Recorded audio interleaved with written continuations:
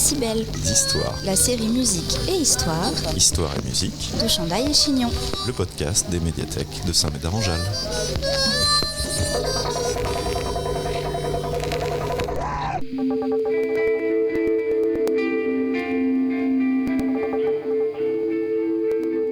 Dans cet épisode, Saul, 21 ans, évoque son rapport à la musique.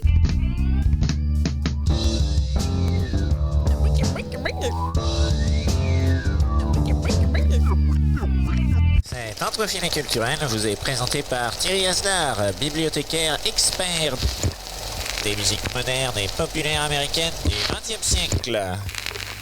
Je vois que tu as un t-shirt du Wu-Tang. Oui. On peut parler musique peut-être ? Ouais, carrément, si tu veux. Je sais pas, vas-y, parle-nous de la musique que tu aimes. Comment ça se passe ? Je te laisse la parole. Ouais, en termes de musique, déjà en fait, c'est qu'il y a un truc que je fais depuis à peu près un an maintenant, c'est que j'essaye de me faire au moins un concert par mois. Parce que c'est un truc qui me fait vachement de bien, et puis même j'aime écouter de la musique. Et que, en fait, de la même manière que sur mon travail en cinéma, j'essaye de me diriger surtout vers des artistes plus émergents, on va dire, de scènes plus indépendantes. Et puis même, de mon côté, je fais aussi de la musique, par justement les projets qui sont pas visibles. Et que, alors oui, j'ai un t-shirt du Wu-Tang, mais j'écoute pas tant que ça, c'est plus que c'est un cadeau, donc je le porte. Mais on va dire que mes genres de prédilection, ça va être le rap, l'électro, le punk et l'hyperpop, on va dire. Un gros mélange de tout ça. Et que, je sais pas, sinon comme artiste que j'ai beaucoup aimé récemment, une chanteuse qui s'appelle Eloi, qui justement est dans un truc de rock, punk, hyperpop, un mélange un peu de tout ça. Et qui...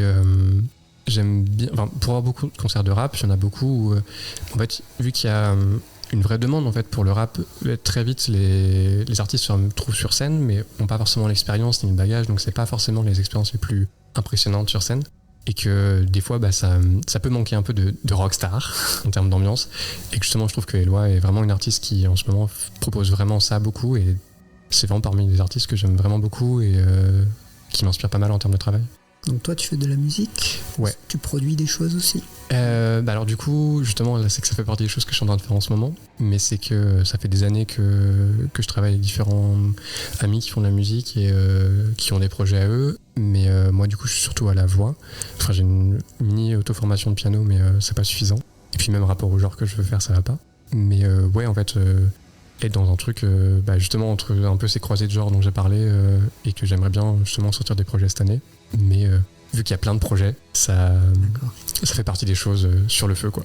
Mais tu te produis pas encore en tant que musicien dans des concerts, ce genre de choses ? Non, ça risque d'arriver début d'année prochaine normalement, peut-être vers Saint-Médard, il y a des trucs peut-être, mais non, pour le moment non.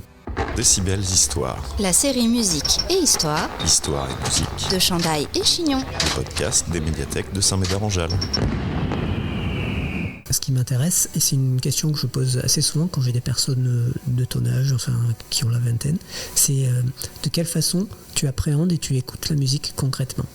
Déjà j'écoute de la musique quasiment tout le temps. Enfin, je prends beaucoup les transports en commun, donc déjà tout le temps j'ai mon casque à ce moment-là. Même quand je bosse, j'aime bien. Et évidemment aussi quand je n'ai rien à faire. J'adore écouter des albums quand j'ai rien à faire. Mais que je sais que je suis vachement attaché au format album ou même les EP, mais j'aime bien écouter des projets d'un coup. C'est pour ça que j'ai pas de playlist en fait. Parce que plein de potes me demandent des recommandations de morceaux, et en fait j'ai pas de playlist. C'est pas que je veux pas, c'est que j'y pense pas trop. Et donc ouais, j'aime bien avoir ces projets-là et les écouter beaucoup, mais plus pour essayer vraiment de les comprendre. Jamais il y a un truc qui m'intéresse, ou même au contraire, si par exemple dans les 10 morceaux, il y en a 2 qui m'intéressent pas trop, essayer de comprendre pourquoi ils m'intéressent pas. Enfin, je les vois vraiment comme des œuvres complètes, ces albums-là, en fait.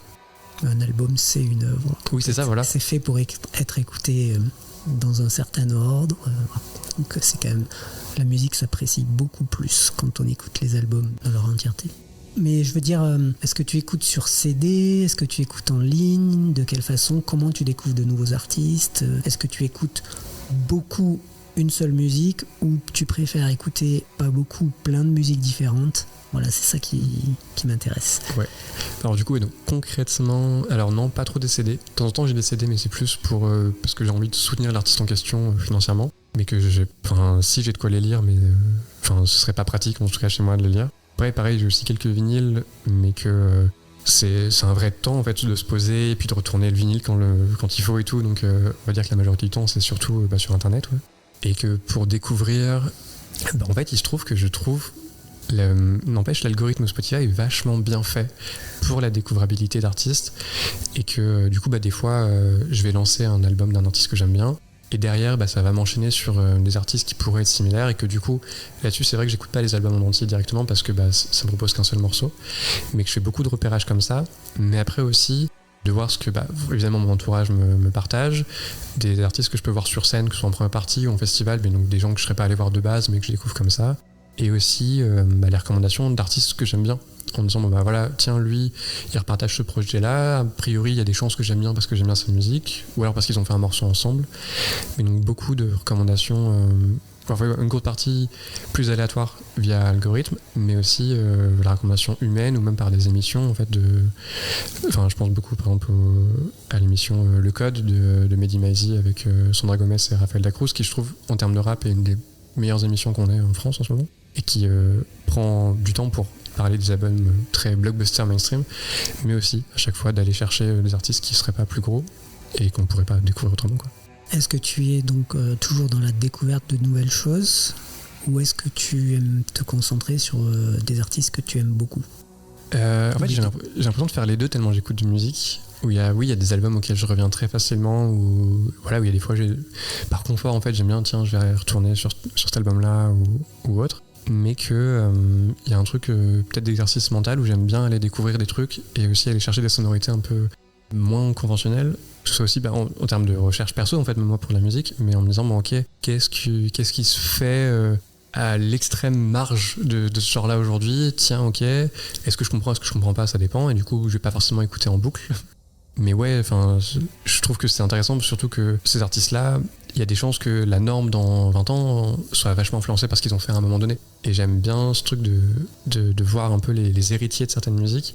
Par exemple, un des artistes que musicalement j'aime beaucoup, que humainement, notamment ces dernières années, c'est devenu très très compliqué, mais c'est Kanye West par exemple, où je trouve que musicalement il a fait parmi mes albums préférés, et que même si on regarde son influence en termes de musique rap et même musique pop en fait aux US, il a sorti notamment 808 and Heartbreaks en 2007 ou 2008, qui en 2016 s'est retrouvé à peu près copié par tous les artistes rap de la nouvelle scène, ou son album Yeezus sorti en 2013, qui en ce moment est en train d'être pareil, vachement une source d'influence pour plein d'artistes rap en ce moment. Et j'aime bien justement voir comment il y a cet artiste-là qui à un moment donné musicalement n'a pas forcément été compris, enfin plus ou moins, même si lui ça va, comment il est compris, mais voir tous les héritiers qu'il y a derrière et de qu'est-ce que t'en fais de tout ça, de ok, lui il a fait ça, mais moi je peux peut-être le peaufiner d'une autre manière et l'adapter à mon époque, machin.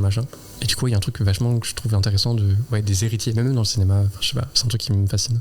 Je te remercie. Merci à toi. Semez vos envies et cultivez votre curiosité en attendant le prochain podcast des médiathèques de Saint-Médard-en-Jalles. Abonne-toi. C'est comme ça que tu l'avais imaginé? Non, c'est pas top. Ça c'est moche, ça c'est très très moche. Décibel, Histoires. la série musique et histoire Histoire et musique. de Chandaille et Chignon. Le podcast des médiathèques de Saint-Médard-en-Jalles.